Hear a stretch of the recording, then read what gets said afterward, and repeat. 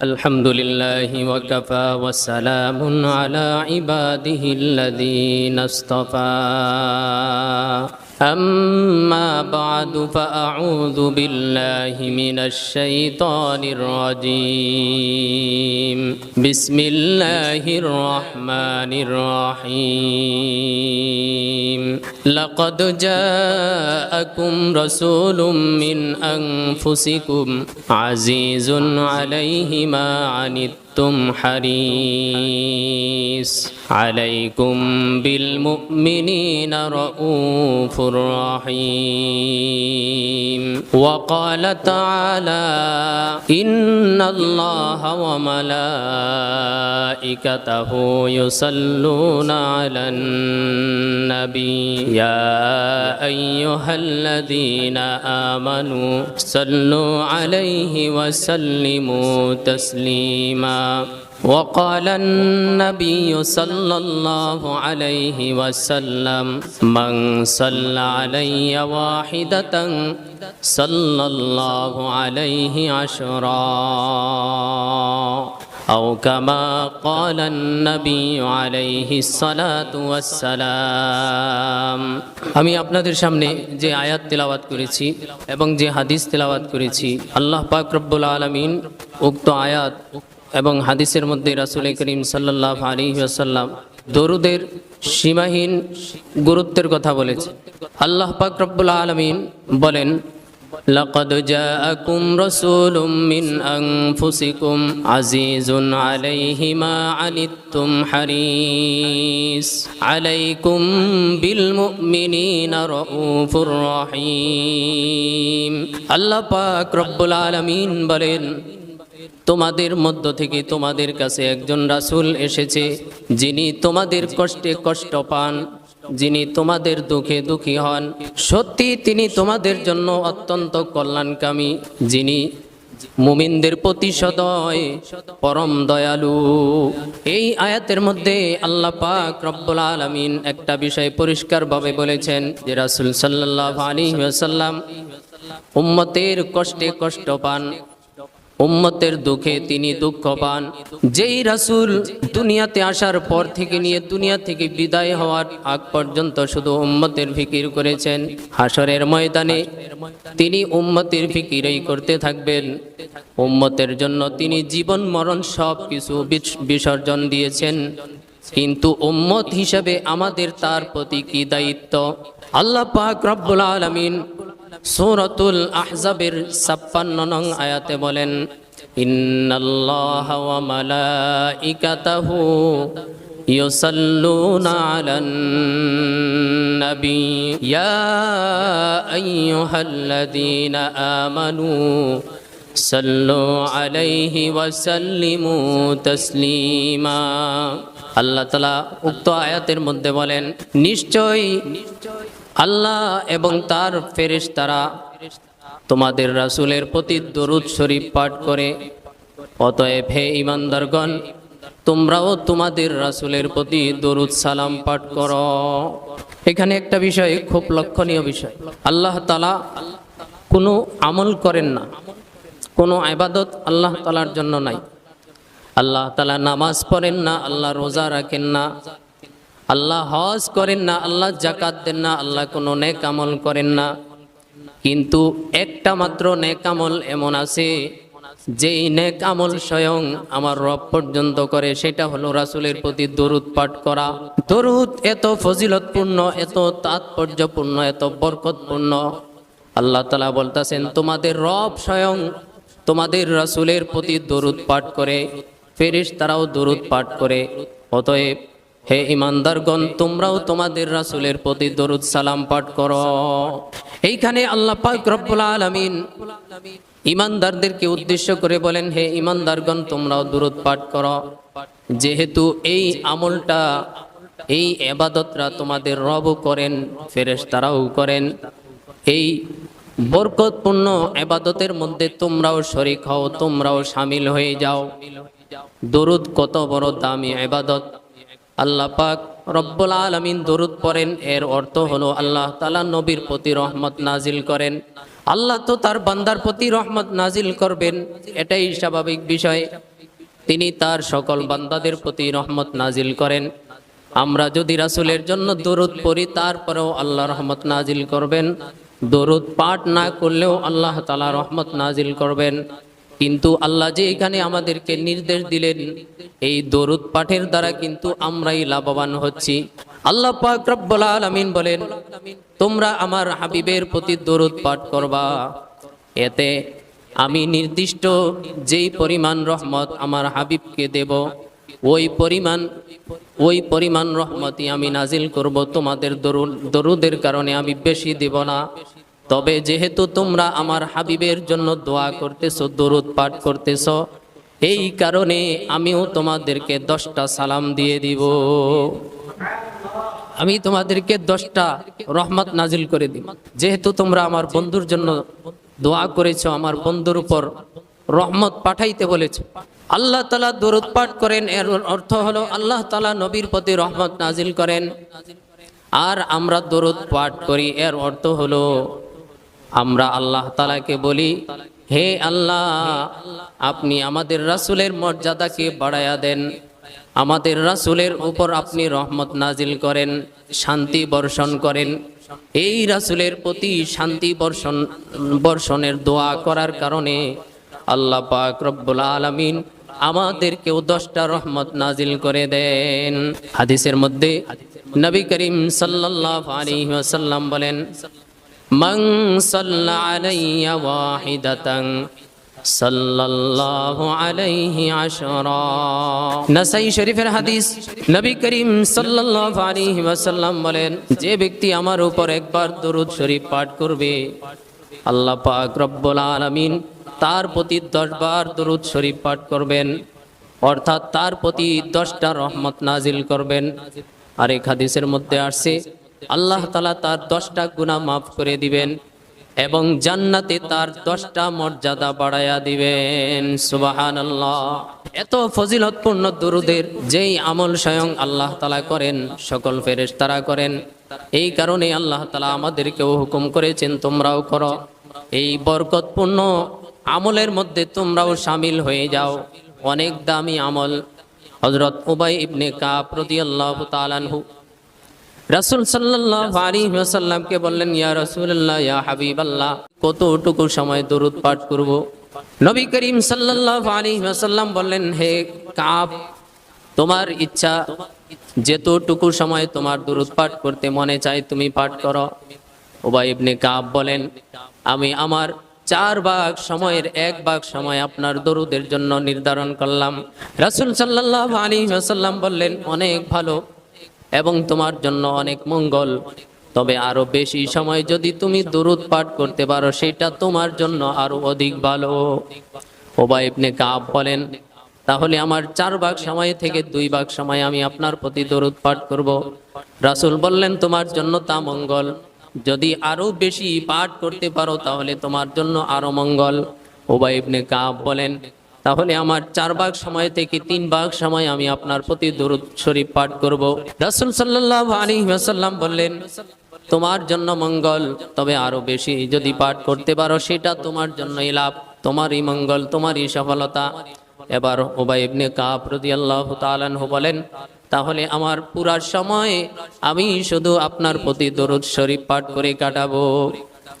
এবার রাসূল সাল্লাল্লাহু আলাইহি ওয়াসাল্লাম বলেন, হে উবাই, এই আমল যদি করতে পারো, এত অধিক মাত্রায় দরুদ যদি আমার প্রতি পাঠ করতে পারো, দুনিয়া এবং আখিরাতে তোমার যত প্রয়োজন আছে সকল প্রয়োজনের জন্য এই দরুদই যথেষ্ট হয়ে যাবে। এই কারণে বেশি বেশি দরুদ শরীফ পাঠ করতে হবে।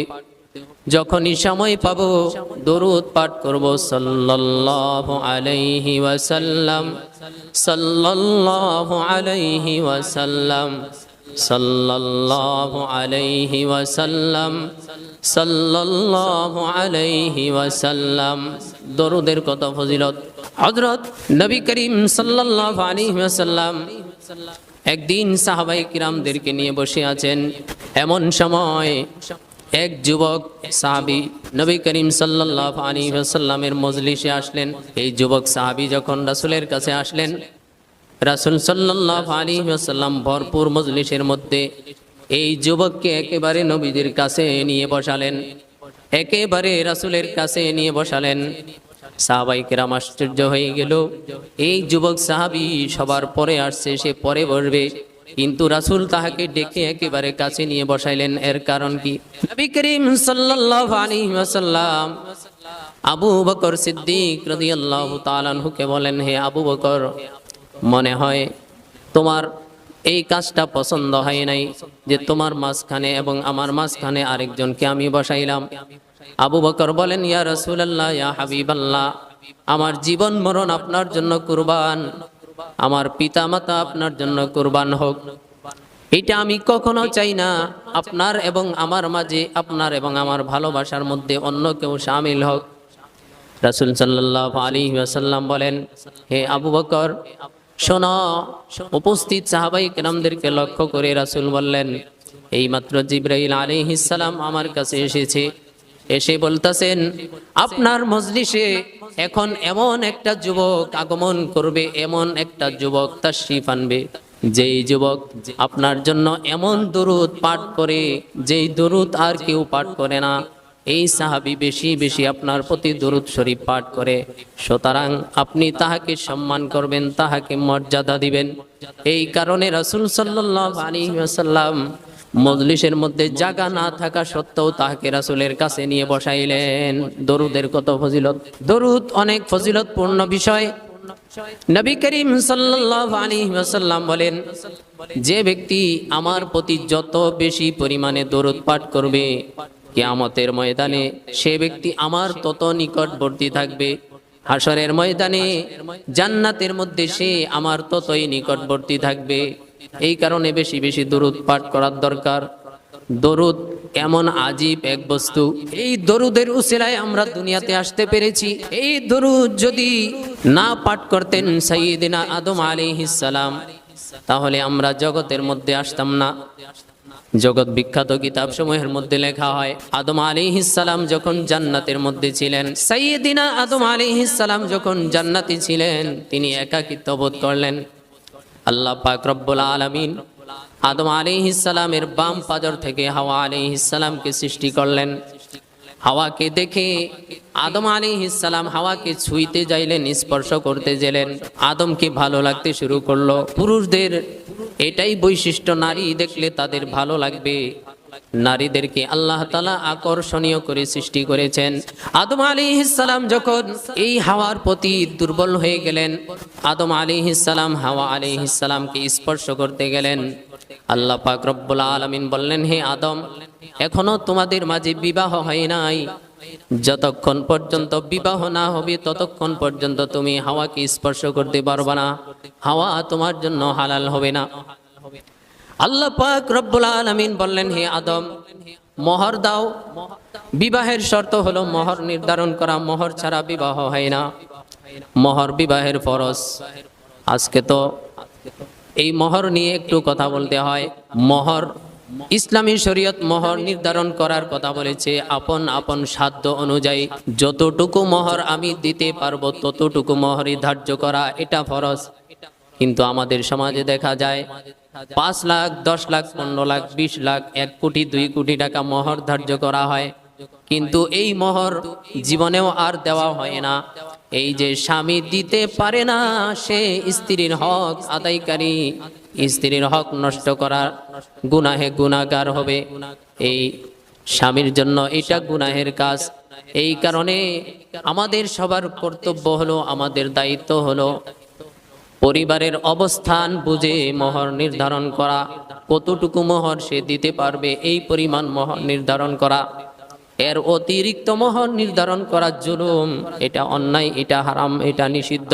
যাই হোক, বলতেছিলাম আল্লাহ পাক রব্বুল আলামিন আদম আলাইহিস সালামকে বললেন, হে আদম, হাওয়াকে বিবাহ করবা, মোহর দাও। আদম বললেন, মোহর কি জিনিস? মোহর কোথায় পাবো? আমি কি দিব? আমার কাছে কি আছে? আল্লাহ পাক রব্বুল আলামিন বললেন, তুমি আমার বন্ধু মুহাম্মদুর রাসূলুল্লাহ সাল্লাল্লাহু আলাইহি ওয়াসাল্লামের প্রতি 10 বার দরুদ পাঠ করো। এই 10 বার দরুদ পাঠ করাই হলো তোমাদের বিবাহের মোহর। বলেন সুবহানাল্লাহ। এই দরুদ এখন আমি বলতে পারি, আদম আলাইহিস সালাম যদি দরুদ পাঠ না করতেন তাহলে আমরা দুনিয়াতে আসার সুযোগই পেতাম না।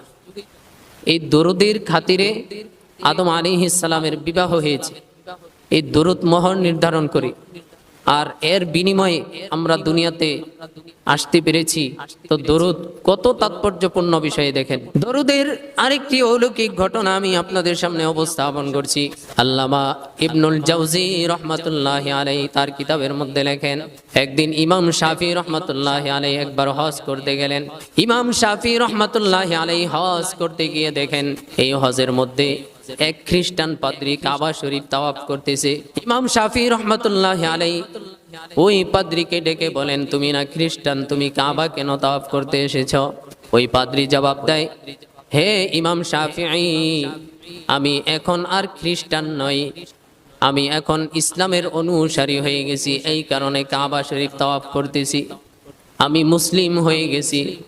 ইমাম শাফি রহমাতুল্লাহি আলাইহি বললেন, কিভাবে তুমি মুসলিম হলে? বহুদিন তোমাকে ইসলামের দাওয়াত দিয়েছি, ইসলাম ধর্ম গ্রহণ করার কথা বলেছি, তুমি করো নাই, কিন্তু আজকে কোন কারণে তুমি ইসলাম ধর্ম গ্রহণ করেছো আমাকে বলো। ইমাম শাফি রহমতুল্লাহ আলাইহি বলেন, ওই খ্রিস্টান পাদ্রী তাহাকে বলল, আমি একবার সামুদ্রিক সফরে বের হই, জাহাজে করে সামুদ্রিক সফরে বের হই, মাঝ সমুদ্রে যখন আমরা পৌঁছে যাই এমন সময় ঝড় তুফান শুরু হয়ে যায়। ঝড়ের আঘাতে পানির ঢেউয়ের কারণে এক পর্যায়ে আমাদের জাহাজ ছিন্ন বিচ্ছিন্ন হয়ে যায়। ওই জাহাজের মধ্যে যারা ছিল মুহূর্তের মধ্যে সবাই মারা যায়, সবাই ইন্তেকাল করে, কিন্তু একমাত্র ব্যক্তি আমি খ্রিস্টান পাদ্রী বেঁচে যাই, কোন রকম একটা তক্তার উপরে আশ্রয় নিই, জীবন যায় যাক, যা হয় হোক, আমি একটা তক্তার উপরে আশ্রয় নিলাম। এই কাঠের তক্তাকে আমি ছাড়ি নাই, তক্তাকে জাবড়ায় ধরে রাখলাম। এই পানির ঢেউয়ে ভাসতে ভাসতে ভাসতে ভাসতে এক পর্যায়ে তক্তা একটা অপরিচিত নির্জন এক দ্বীপের মধ্যে গিয়ে থামলো। আমি সঙ্গে সঙ্গে দ্বীপের মধ্যে আরোহণ করলাম, দ্বীপের মধ্যে নেমে গেলাম। এই দ্বীপের মধ্যে নেমে দেখি দ্বীপের মধ্যে কোনো মানুষ নাই, মানুষ বলতে একমাত্র আমি। এই দ্বীপের মধ্যে নামার পরে এই দ্বীপটা দেখে আমি মুগ্ধ হয়ে যাই। এই দ্বীপের মধ্যে দেখি সারি সারি ফুল ফলের গাছ, পাশে ঝর্ণা দ্বারা প্রবাহিত। আমি খেয়াল করলাম, মনে মনে ভাবলাম, যতই বিপদ হোক আপাতত কয়দিন এইখানে ফুল ফল খেয়ে, এইখানের ফল মূল খেয়ে থাকা যাবে, আর পানিরও যেহেতু সচ্ছল ঝর্ণার ব্যবস্থা আছে, এই পানি পান করেও খাওয়া যাবে, কয়েকটা দিন আপাতত কাটানো যাবে। ওই পাদ্রী বলেন, আমি তো সারা দিন অতিবাহিত করলাম, বিভিন্ন জায়গায় করলাম, এই দ্বীপটাকে দেখলাম, এই দ্বীপের মধ্যে মানুষ বলতে একমাত্র আমি পাদ্রী। তিনি বলেন, যখন সন্ধ্যা হয়ে এলো, আকাশ যখন গভীর কালো হয়ে গেল, আধারের যখন চতুর্দিক ঢেকে গেল, আমার ভয় হতে লাগলো, আমি ভয় করতে লাগলাম, আমার ভয় হতে লাগলো। ওই পাদ্রী বলেন, এমন সময় আমি ভয়ে কোথায় আশ্রয় নিব আমি খুঁজে পাচ্ছি না, আমি বুঝে উঠতে পারছি না। আমি বৃহৎ একটা গাছের উপর আশ্রয় নেই, বৃহৎ একটা গাছের উপর উঠে যাই। ওই গাছের উপর উঠে আমি এক পর্যায়ে ঘুমিয়ে যাই গাছের মধ্যে বসে। ওই পাদ্রী বলেন, অতঃপর রাত যখন গভীর হয়, আমি ঘুমের মধ্যে হঠাৎ আমার ঘুম ভেঙে যায় একটা আওয়াজে। আমি খেয়াল করলাম কে যেন পাঠ করতেছে, সাল্লাল্লাহু আলাইহি ওয়াসাল্লাম। পড়েন, সাল্লাল্লাহু আলাইহি ওয়াসাল্লাম, সাল্লাল্লাহু আলাইহি ওয়াসাল্লাম, সাল্লাল্লাহু আলাইহি ওয়াসাল্লাম। আমি খেয়াল করলাম এই নির্জন দ্বীপের মধ্যে আমি ছাড়া তো আর কেউ নাই। তাহলে এই যে আওয়াজ বেশি আসতেছে, এটা কিসের আওয়াজ, এটা কে পড়ে? আমি আওয়াজকে অনুসরণ করে চললাম ওই আওয়াজের দিকে। গিয়ে দেখি সমুদ্রের কিনারে বিশাল এক দানব, এর মুখ হলো মানুষের মতো, মানুষের আকৃতিতে এর মুখ, এর চেহারা, এর মাথা হলো উটের আকৃতিতে, এর শরীর হলো চতুষ্পদ জন্তুর মতো, এর পা হলো চারটা, হিংস্র প্রাণীর মতো চারটা পা, আর তার একটা লেজ আছে মাছের মতো। আমি বুঝে উঠতে পারলাম না সে মানুষ না কোনো মাছ না কোনো দেবদানব। আমি তাকে দেখে ভীষণভাবে ভয় পেয়ে যাই, ঘাবড়িয়ে যাই, আমি পালাতে যাব। এমন সময় ওই প্রাণীটি আমাকে উদ্দেশ্য করে বলে, হে যুবক, পালাইও না, ভয় নাই, আমি তোমার কোনো ক্ষতি করব না। ওই যুবক বলে, আমি তাহাকে, সে যেহেতু আমাকে ডাক দিয়েছে, আমার সঙ্গে কথা বলেছে, আমি বললাম, তুমি কি প্রাণী, তোমাকে আমি কি বলে সম্বোধন করব? সে বলল, আমি বহু পুরানো একজন জিন, আমি জিন, এই কারণে আমি এই রূপ নিয়ে আছি। তিনি বললেন, পাদ্রী জিনকে বললেন, হে জিন ভাই, তুমি যে কি জানি পাঠ করলে, এইটা কি? এই তোমার এই পাঠের আওয়াজে আমার অন্তর গলিত হয়ে গেছে, আমি বিমুগ্ধ হয়ে গেছি, এটা তুমি কি পাঠ করেছো? আবার আমাকে পাঠ করে শোনাও।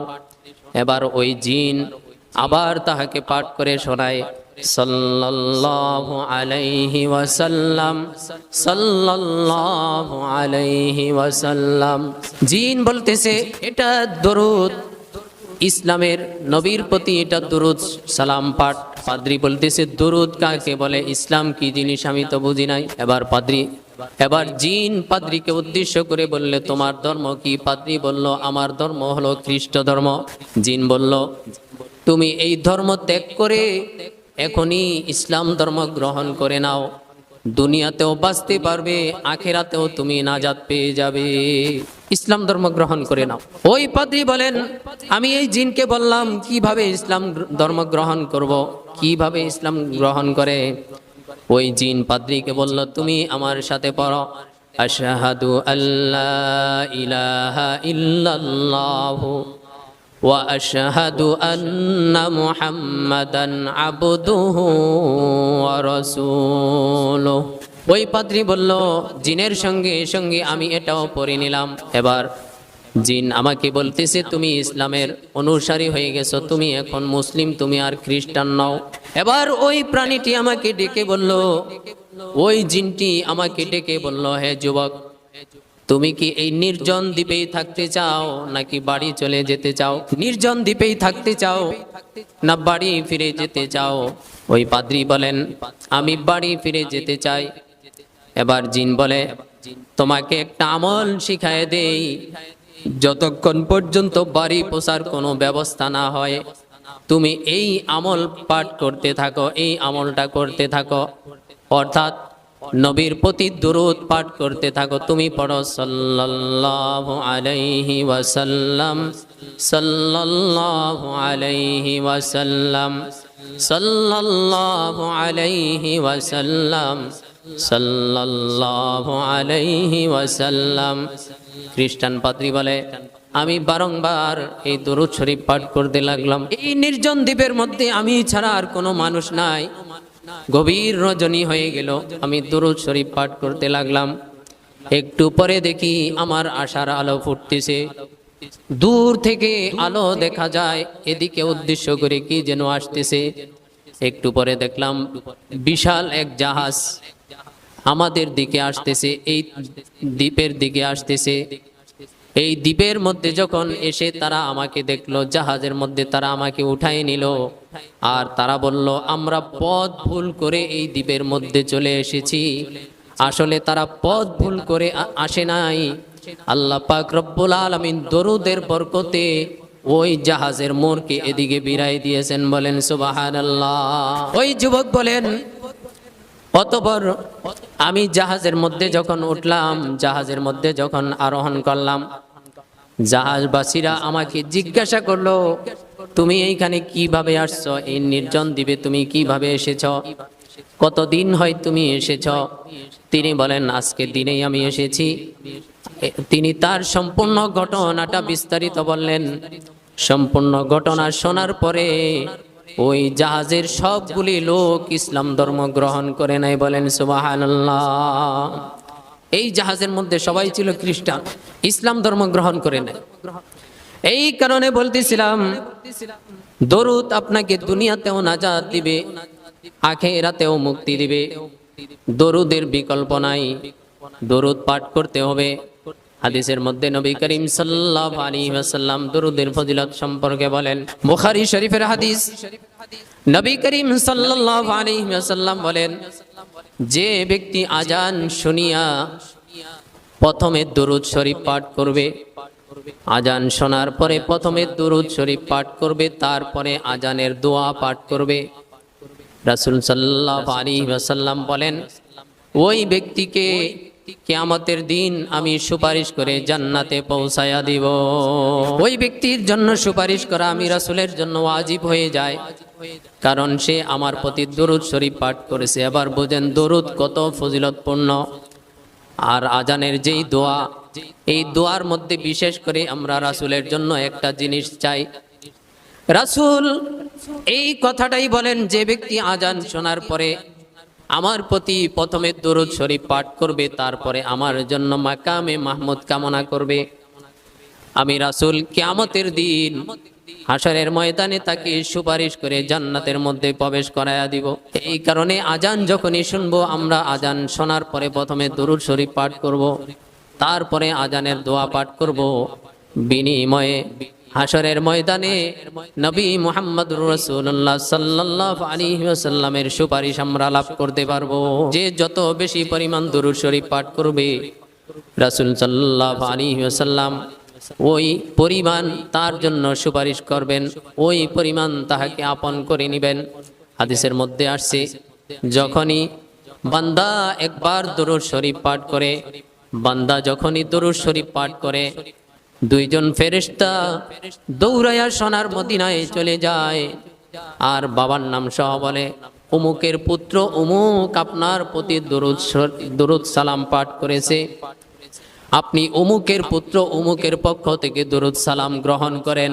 কিতাবের মধ্যে লেখা হয়, বান্দার দরুদ পাওয়ার পরে, উম্মতের দরুদ পাওয়ার পরে রাসূল সাল্লাল্লাহু আলাইহি ওয়াসাল্লাম সঙ্গে সঙ্গে উম্মতের সালামের জবাব দিয়ে দেন। বলেন সুবহানাল্লাহ। রাসূল থেকে আমরা সালামের জবাব পাই, সেটা পাওয়ারও একমাত্র মাধ্যম হলো দরুদ। এই কারণে দরুদের বিকল্প নাই, দরুদ পাঠ করতে হবে। দরুদ যদি না পাঠ করি তাহলে আমাদের কি ক্ষতি? দরুদ যদি পাঠ না করি তাহলে আমাদের ক্ষতি হলো। রাসূল সাল্লাল্লাহু আলাইহি ওয়াসাল্লাম বলেন, ওই ব্যক্তি সবচেয়ে বড় বকিল, যে আমার প্রতি দরুদ পাঠ করে না এবং যার সামনে আমার নাম নেওয়া হয় কিন্তু সেই কৃপণতা করে তার মুখকে নাড়ায় না, আমার প্রতি দরুদ শরীফ পাঠ করে না, সে সবচেয়ে বকিল। আর বকিল ব্যক্তিরা জাহান্নামে চলে যাবে। বলেন নাউজুবিল্লাহ। এই কারণে দরুদ যদি পাঠ না করি তাহলে আমরা জাহান্নামে হয়ে যাব। দরুদ সীমাহীন ফজিলতপূর্ণ। যেমন আজকে জুমার দিন হাদিসের মধ্যে আসছে, নবী করিম সাল্লাল্লাহু আলাইহি ওয়াসাল্লাম বলেন, যে ব্যক্তি জুমার দিনে আসরের নামাজের পরে আল্লাহুম্মা সাল্লি আলা মুহাম্মাদিন নাবিয়িল উম্মি ওয়া আলা আলিহি ওয়া সাল্লিম তাসলিমা, যে ব্যক্তি জুমার দিন আসরের নামাজের পরে এই দরুদ শরীফ 80 বার পাঠ করবে, আল্লাহ পাক রব্বুল আলামিন তার 80 বছরের গুনাহ মাফ করে দিবেন। সুবহানাল্লাহ। কত ফজিলত দরুদের। এই কারণে দরুদ পাঠ করতে হবে। যারা দরুদ পাঠ করে না তাদের জন্য রাসূল বদদোয়া করেছেন। তিরমিজি শরীফের হাদিস, নবী করিম সাল্লাল্লাহু আলাইহি ওয়াসাল্লাম বলেন, ওই ব্যক্তির নাক দুলায় মলিন হোক, ওই ব্যক্তি ধ্বংস হোক, ওই ব্যক্তির উপর লানত, যার সামনে আমার নাম নেওয়া হয় যে তারপরেও সে আমার প্রতি দরুদ পাঠ করে না। অপর হাদিসের মধ্যে নবী করিম সাল্লাল্লাহু আলাইহি ওয়াসাল্লাম জিবরাইল আলাইহিস সালামের এক বদদোয়ার কারণে আমিন বলেছিলেন। যেমন আমরা সবাই জানি, আমি রমজানের মধ্যে অনেক সময় হাদিসটা আপনাদেরকে শোনাই। হাদিসের মধ্যে এসেছে, নবী করিম সাল্লাল্লাহু আলাইহি ওয়াসাল্লাম রমজানের এক জুমার দিন যখন মসজিদের মধ্যে তাশরিফ আনলেন, তিনি মিম্বরের 3টা সিঁড়ির মধ্যে যখন আরোহণ করলেন, 3টা সিঁড়িতেই তিনি আমিন বলেছেন। মাঝের সিঁড়িতে তিনি যখন আমিন বলেছেন, মাঝের সিঁড়ির আমিন বলার কারণ হলো, জিবরাইল আলাইহিস সালাম, নবীজি বলেন, আমার মুসল্লার মধ্যে বসে জিবরাইল বদদোয়া করতেছে, ওই ব্যক্তি ধ্বংস হয়ে যাক, যার সামনে আপনার পবিত্র নাম মোবারক নেওয়া হয়, কিন্তু সে আপনার প্রতি দরুদ সালাম পাঠ করে না, আমি বললাম আমিন, আল্লাহ তুমি কবুল করে নাও। এই যে বদদুয়া, জিবরাইল আলাইহিস সালাম বদদুয়া করেছেন, রাসূল আমিন বলেছেন, এই বদদুয়া কবুল হয়ে গেছে। সুতরাং আমরা যদি দরুদ পাঠ না করি তাহলে এই বদদুয়ার মধ্যে আমরা পড়ে যাব, ধ্বংস হয়ে যাব। দুনিয়াতেও আমরা ক্ষতিগ্রস্ত হব, পরকালেও আমরা ধ্বংসপ্রাপ্ত হব। এই কারণে যখনই সময় পাই দরুদ পাঠ করতে হবে। নিয়ত করে নেই দরুদ পাঠ করব, বেশি বেশি দরুদ পাঠ করব। রাসূল সাল্লাল্লাহু আলাইহি ওয়াসাল্লাম এই দরুদ শুনে উম্মতের প্রতি খুশি হয়ে যান যখন তার কাছে দরুদ সালাম পাঠানো হয়। নিয়ত করে নেই যখনই সময় পাবো অবসর সময়কে নষ্ট না করে এই দরুদের মধ্যে কাটিয়ে দিব। কারণ দরুদ এমন আমল, আপনি নামাজ পড়লেন, আপনার নামাজ কবুল হয়েছে কিনা আপনি বলতে পারবেন না। আপনি রোজা রাখলেন, আপনার রোজা কবুল হয়েছে কিনা আপনার গ্যারান্টি নাই, আপনি বলতে পারবেন না।